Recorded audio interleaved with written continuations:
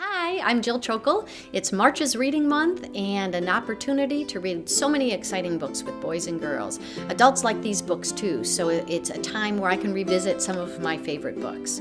So this book is called Otter Out of Water, and it's written by Kathy-jo Wargin, illustrated by John Bendall-Brunello. For those of you who have been to the zoo, those otters are those really sleek animals that slide in and out of the water. And so I'm thinking that this book is going to tell me a little bit more about otters. Have you seen an otter at play in the water? It's long and it's trim and it knows how to swim.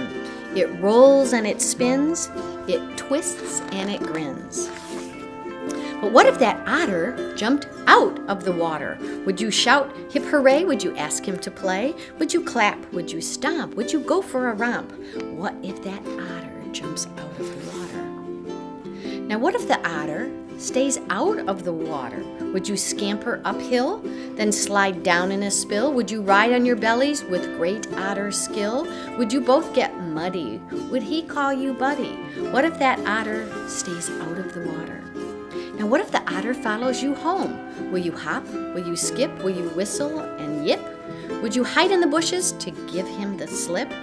What if that otter followed you home? And what if that otter is right on your heels? Will you run? Will you jog? Will you jump like a frog? Will he follow you through an old hollow log? What if that otter is right on your heels? Now what if the otter sneaks through the door? Would you toss him out? Would you tap his snout? Would you give him a bucket of minnows and trout? What if that otter sneaks right through the door? What if the otter remains in your house? Would he bounce on the chairs? Would he skid down the stairs? Would he swing on the curtains that hang in neat pairs? Do you think an otter belongs in the house? What if that otter wants popcorn for lunch? Would you let him munch? Would he like the crunch? If that otter gets thirsty, would you get him some punch? What if that otter wants popcorn for lunch? And what would you do when it's time to wash up? Would you give him a scrub in your mom's kitchen sink? Would he wear a cap that's fluffy and pink? Will he want more bubbles? Will he bring you troubles? What will you do when it's time to wash up? This silly otter belongs in the water. He cannot roam. His family is waiting for him to come home.